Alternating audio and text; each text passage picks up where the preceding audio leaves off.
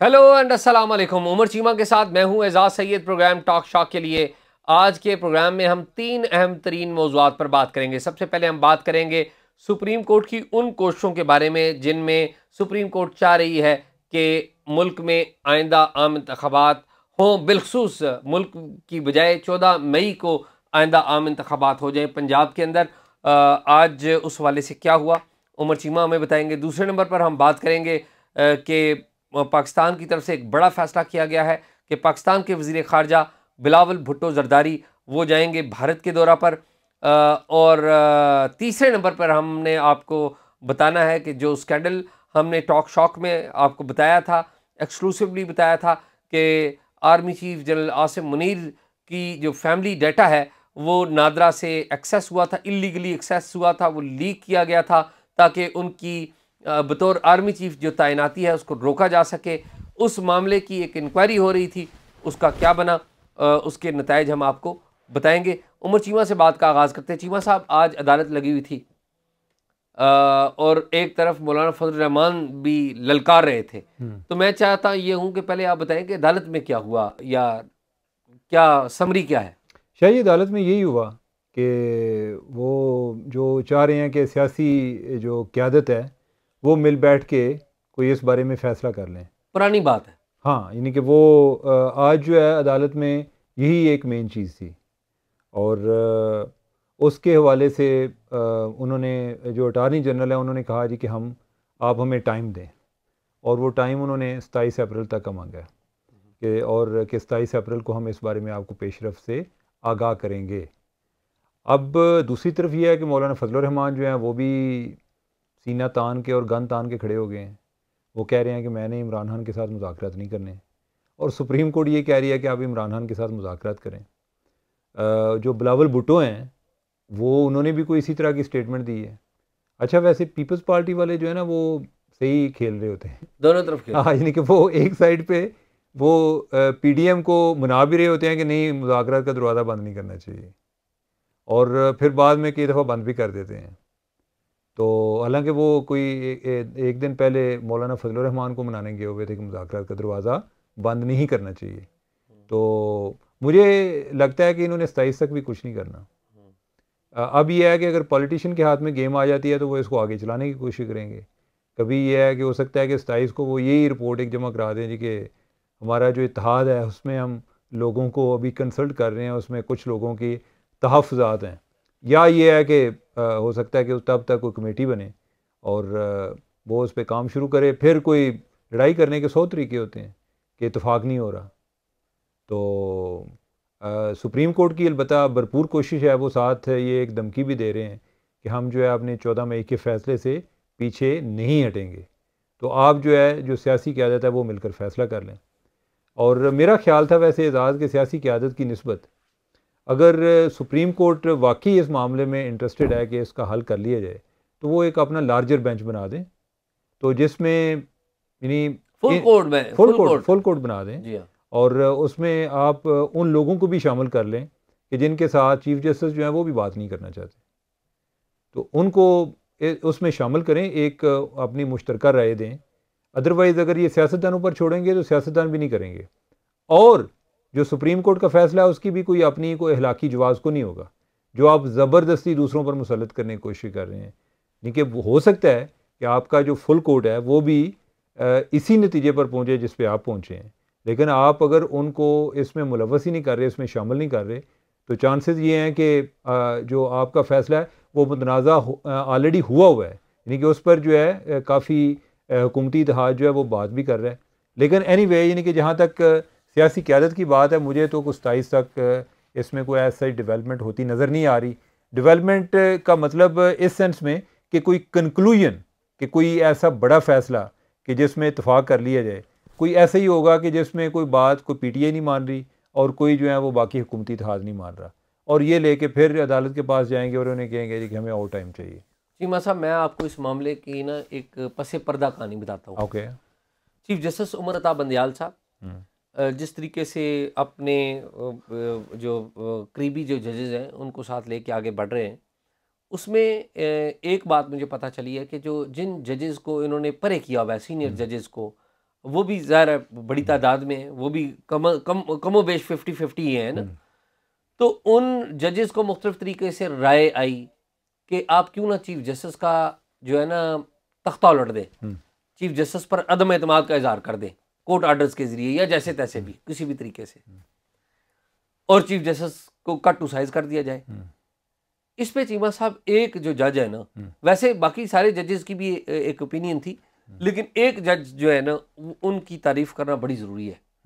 ये मेरे पास मालूमात है, मैं अगर गलत हुआ तो मुझे दुरुस्त कर दें, लेकिन मेरे पास ये मालूमात है, मुझे ज़राए ने बताई कि जस्टिस याहिया आफरीदी, जस्टिस याहिया आफरीदी वो जज हैं चीमा साहब जिन्होंने लीड लिया। उन्होंने कहा कि हम इस अदारे को डैमेज नहीं होने देंगे, यानी कि वो चीफ जस्टिस से हम आहंग नहीं है, ख्याली तौर पर ख्यालात के एतबार से, सोच के एतबार से वो हम आहंगी 100% नहीं है। लेकिन जहाँ कहीं से भी ये राय आई, उन्होंने कहा कि ये नहीं हो सकता कि ठीक है हमारा। उसमें उन्होंने को बताया कि किस तरीके से उनको फारिग करेंगे। चीमा साहब इसकी जो तफसीलात हैं उसमें ना जाए तो ज़्यादा बेहतर है। जो मेरे पास वेरीफाइड इंफॉर्मेशन है मैं उस हद तक बात करूँगा, जो जिसे कहते हैं ना कि जो इन्फॉर्मेशन मेरे पास है लेकिन उसकी मैं तस्दीक नहीं कर पाया। ये जो इन्फॉर्मेशन है मेरे पास बड़े अहम लोगों की तरफ से आई है, जो सारे मामले के अंदर बैठे हुए हैं, जो रोज़ाना जजेस के साथ इंटरेक्ट करते हैं, या ये उन लोगों की तरफ से मालूमात आई है। और चीमा साहब उस पर जो जस्टिस याहिया आफरीदी हैं, जस्टिस अतर मिनल्ला, जस्टिस मंसूर अली शाह, जस्टिस काजी फाइज ईसा, इन सब के लिए मैं, आपको पता है, हम बड़ा दिली एहतराम है, और ये बड़े बड़े लोग हैं कि इन्होंने जस्टिस मंदोखेल, जस्टिस तारक साहब जो हैं, तारक मसूद साहब, ये बहुत बड़े लोग हैं कि आज के दौर में भी ये बैठ के बड़े असूल के ऊपर डटे रहते हैं, और किसी से डिस्पैशनेट होकर ये बात करना कि ना किसी ए साइड की लेना, ना बी साइड की लेना, ना इस्टेब्लिशमेंट की सुनना, और फैसला कानून को देखकर करना। इनकी तारीफ लोग जो है करते हैं, और बहुत सारी चीज़ों में हमने देखा भी है कि वो केसेस देखते हैं, फेसेस नहीं देखते, केस को देख कर फैसला कर। तो उनमें याहिया आफरीदी भी हैं कि याहिया आफरीदी साहब से किसी ने बात की कोई, या जो भी हुआ, उस हवाले से याहिया आफरीदी ने भी कहा कि हम इस अदारे को डैमेज नहीं होने देंगे। ठीक है, चीज़ें कुछ गलत हो रही हैं, जो मुझे, मैं बतौर एक आम कारी, एक आम ऑब्जर्वर मुझे नज़र आ रहा है, एक आम मुबसर मुझे नज़र आ रहा है कि चीफ जस्टिस साहब अपने जो 2 जजेज़ हैं, 3 जजेज़ हैं, बिलखसूस जस्टिस एजाजुल हसन, जस्टिस मुनीब अख्तर और जस्टिस मुज़ाहिर अकबर नकवी, ये इनके ख़ास तरीन जजेज़ हैं। और इन जजेज़ के बारे में पार्लियामेंट कह रही है, पार्लियामेंट ने करारदादें पास कर दी हैं, खुसूसी कानून साजी कर दी है, कानून साजी कर दी है ना चीफ जस्टिस के इख्तियार के हवाले से। लेकिन इस पे जस्टिस जो याहिया आफरीदी साहब हैं, मैं समझता हूँ, आप सलाम करते हैं उनको, मैं समझता हूँ कि बड़ा अच्छा उनको मौक़िफ़ है ये, और बाकी जजेस का भी बड़ा अच्छा मौक़िफ़ है, बाकी जजेस भी हैं उनमें। तो आपने बाकी जजेस का नाम नहीं, लेकिन मैं लीड जिनके बारे में मुझे एक तफसीलात पता लगी है, मैंने उनके बारे में बात की है। बाकी जजेस के बारे में बातें आई हैं कुछ, लेकिन अगेन मेरे पास वेरीफाइड इन्फॉर्मेशन। अच्छा एजाज, जो जस्टिस याहिया आफरीदी हैं और जस्टिस मंसूर अली शाह और जस्टिस अतर मिनल्ला जी, ये वकालत से पहले इनका जो चैम्बर भी एक था।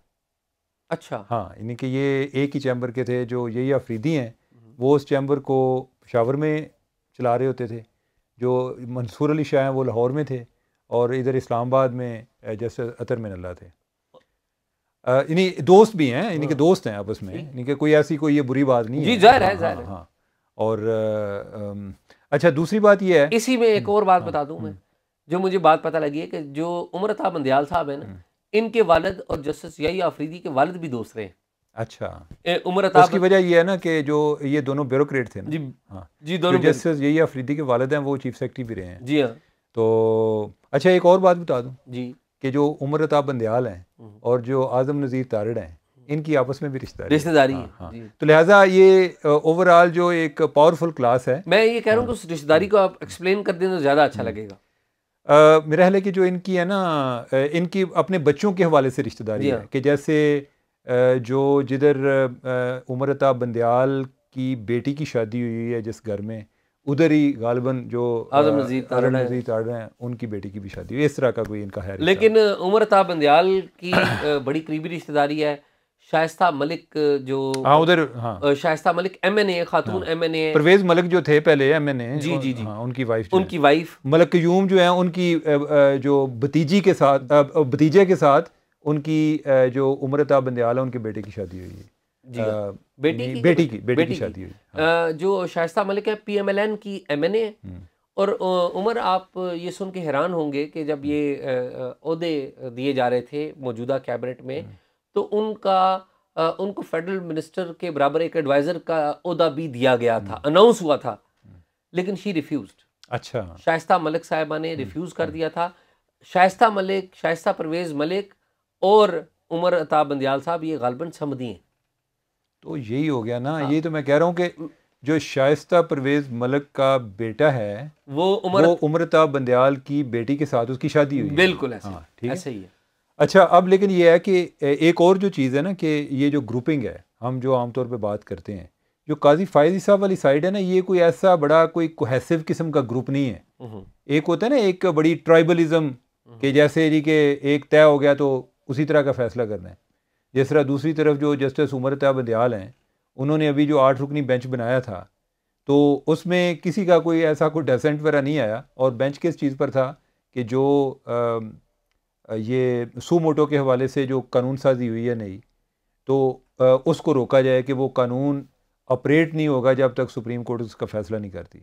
तो उस पर जो 8 रुकनी बेंच है, यानी कि वो इनफैक्ट एक पावर शो भी था कि जो जस्टिस उमरता बंदयाल के अपने लोग हैं, यानी कि वो उधर से थे।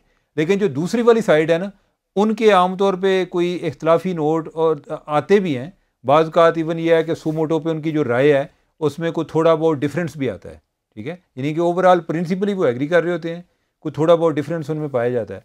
तो जो जस्टिस यही अफरीदी हैं, इनका शुमार बड़े एक आउट क्लास किस्म के जज और उससे भी ज़्यादा इंटेग्रिटी वाले, क्योंकि मैंने तो एजाज़ ये भी देखा है कि बड़े लोग आते हैं, हार्वर्ड के पढ़े हैं, कैम्ब्रिज और ऑक्सफोर्ड के पढ़े हुए हैं, लेकिन वो काम उनके सीधे नहीं होते, ठीक है। तो लिहाजा इंटेग्रिटी जो है वो भी बड़ी इंपॉर्टेंट है कि आपकी क्वालिफिकेशन भी है, एबिलिटी भी है आपकी, और लेकिन आप साथ जो है इंटेग्रिटी वाले भी हैं। और इंटेग्रिटी के साथ चीमा साहब एक और बात हो ना तो फिर आइडियल काम हो जाए। मैं इनकी बात नहीं कर रहा हूँ, और ओवरऑल हमारी ब्यूरोक्रेसी में बहुत सारे लोगों को इंटेग्रिटी, ऑनेस्टी, अपराइटनेस होना बहुत अच्छी बात है, लेकिन हम्बल होना भी बहुत बहुत ज़रूरी है।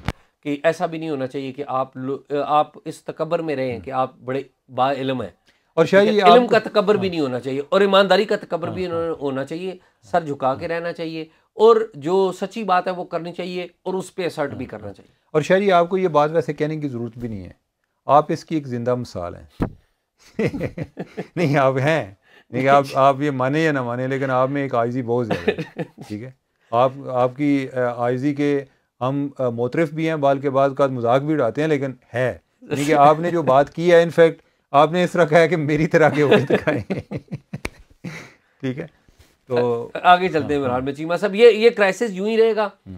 मेरा नहीं ख्याल कि 14 मई को इलेक्शंस होंगे। गवर्नमेंट ने टाइम लिया है, और इस दौरान 27 अप्रैल है ना डेट। वैसे शायद आपने जब कह दिया ना कि 14 मई को इलेक्शन नहीं होंगे, अब तो मेरा भी दिल करता है ना हो, क्योंकि अगर कोई इस तरह के होते हैं तो आपका तजिया गलत हो सकता है।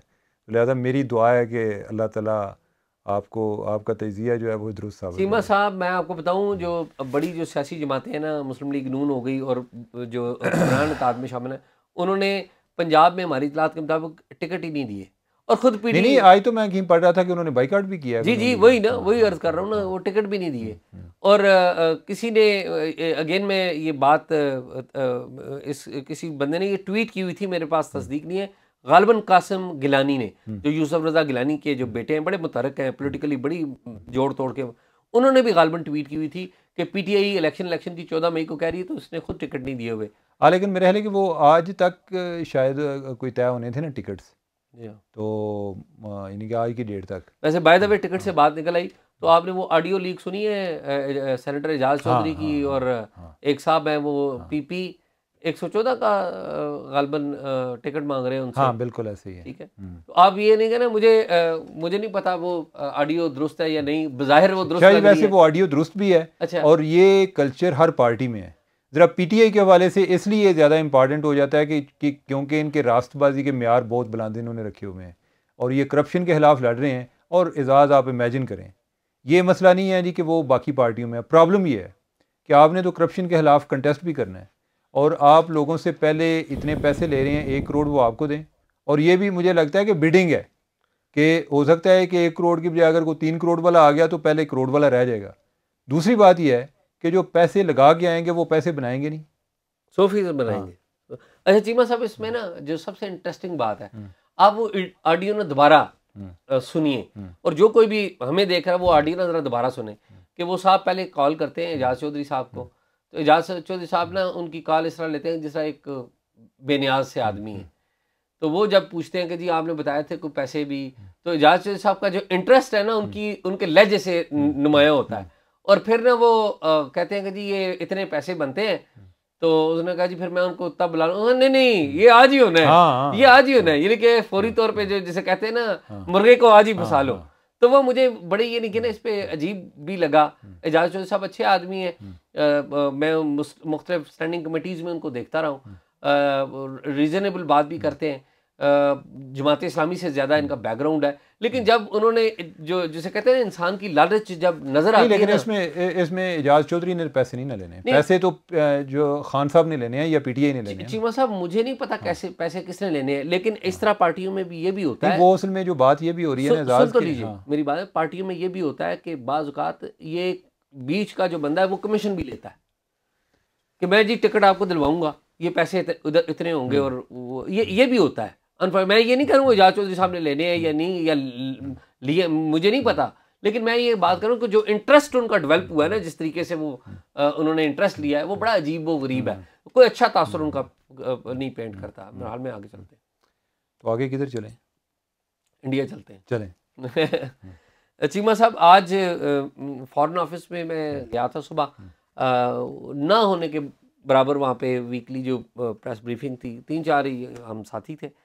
तो जो मुमताज़ ज़ारा बलोच साहिबा हैं, जो ऑफिशियल स्पोक्स पर्सन है फॉरेन ऑफिस की, वजारत ख़ारजा की, उन्होंने आज अनाउंस कर दिया द मच वेटेड अनाउंसमेंट कि बिलावल भुट्टो जरदारी 4 और 5 मई को इंडिया के शहर गोवा में शंघाई ताउन तंजीम जो है उसके इजलास में शिरकत करेंगे, अपने वफद के साथ जाएंगे।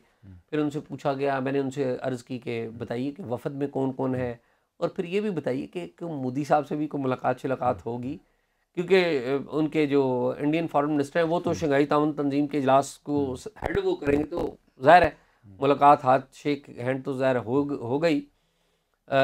तो उन्होंने कहा कि जी देखें, इसके बारे में अभी हम कुछ नहीं कहते, हम डिटेल्स जो हैं वो तय हो रही हैं।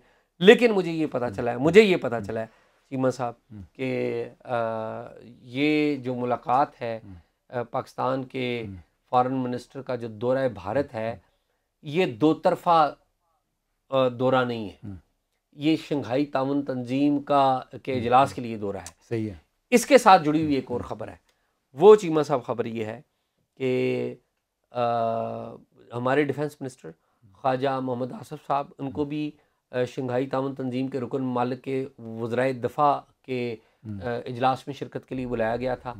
वो इन पर्सन नहीं जाएंगे इंडिया, अलबत्ता वो वीडियो लिंक के ज़रिए उस इजलास में ज़रूर शिरकत करेंगे। लेकिन अच्छी बात यह है कि इस सारे मामले में ये जो कहते हैं कि बर्फ़ जो है ना वो जमी हुई है, उस बर्फ़ में थोड़ा सा पिघलाव आएगा। पाकिस्तानी वज़ीर ख़ारजा का भारत की सरजमीन पर जाना या भारतीय वज़ीर ख़ारजा का पाकिस्तान की सरजमीन पर आना आज खुद एक बड़ी डेवलपमेंट है। इन दोनों ममालिक के दरमियान, पाकिस्तान और इंडिया के दरमियान फौरी तौर पर कोई जो बड़ा पेशरफ्त नहीं हो रही, उसकी दो बड़ी वजूहात हैं। 2023 पाकिस्तान सियासी जिसे कहते हैं अदम इस्तेहकाम का शिकार है। यहाँ पर मोस्ट प्रोबेबली इस साल के एंड पे इलेक्शंस हो जाएंगे, और हिंदुस्तान में भी ये इलेक्शन ईयर है, हिंदुस्तान में भी इलेक्शन होना है। तो अगले साल तक और इस साल तक तो मुझे फौरी नहीं होता, जब दोनों मुल्कों में नई हुकूमतें आ जाएंगी और तो कोई ये करते हैं कि ये इस बहरानी कैफियत से निकलेंगे, तो फिर दोनों मुज़ाकरात होंगे। उम्मीद ये है कि ये जो अमल है पाकिस्तान की हुकूमत का, उससे जो मुस्तकबिल के लिए एक माहौल ज़रूर पैदा हो। शायद अल्लाह ताला आपकी कोशिशों को कामयाब करें। आप जो पाकिस्तान और इंडिया को एक दूसरे के करीब लाने के लिए आपका सिर्फ पाकिस्तान इंडिया को नहीं चीमा साहब, मैं चाहता हूँ पाकिस्तान अफगानिस्तान के भी करीब आए, ईरान के भी करीब आए, जिससे हमारा झगड़ा है। आप देखिए, मैं तो कहता हूँ इसराइल से भी आप बनाए रिलेशन। आप जो है ना, आप कोई एक मुल्क ले लें, इतने जो मुल्क है ना आपसे या आपकी औकात से ज़्यादा है। मैं कहता हूँ पाकिस्तान को जिस बंदे से, जिस मुल्क से फ़ायदा होता है उससे ताल्लुकात होने चाहिए। नहीं, आपके कहने से तो नहीं ना हो रहे, कोई एक के लिए कोशिश करें, उनको लेकर आएंगे। मैं ये कह रहा हूँ कि हम तो कोशिश लगे हुए हैं, हम तो चाहते हैं कि ना ये आपको पता है इसराइल ने जो भारत के प्राइम मिनिस्टर नरेंद्र मोदी, उनको एक बड़ा कौमी एजाज़ दिया है, मोस्ट फेवरेट पर्सनैलिटी है गालिबन शायद उस, तो उनको एजाज़ दिया है। हमारे तो उनके साथ ताल्लुकात ही कोई नहीं है।